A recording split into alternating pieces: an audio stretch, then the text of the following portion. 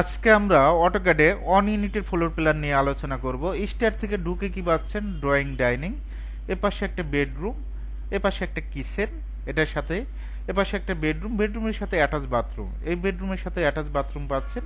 এপাশে একটা বেডরুমের সাথে আমরা বারান্দা দিছি, এখানে একটা বেলকনি, সুন্দর একটা বেলকনি ডিজাইন করা হয়েছে। এপাশে অ্যাটাচ বাথরুম, আর এপাশে একটা বেডরুমের সাথে অ্যাটাচ বাথরুম, এপাশে একটা বেলকনি ইউজ করা হয়েছে। আমাদের যে বেডরুমের উইন্ডোটা ইউজ করা হয়েছে, লেন্থটা হবে 5 ফিট, হাইটটা হবে 4 ফিট।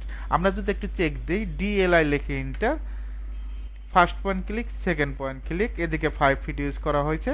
কিচেনের উইন্ডোটা ইউজ করা হয়েছে আপনার কিচেনের, যেটা 3 ফিট, হাইটটা হবে 4 ফিট 6। ওয়াশরুমের 2 ফিট উইন্ডোটা ইউজ করা হয়েছে, লেন্থের দিকে 2 ফিট, হাইটের দিকেও 2 ফিট। ওকে, আমাদের অবশ্যই এখানে যে কাজটা করতে হবে, এখানে ডাবল ডোর ইউজ হবে।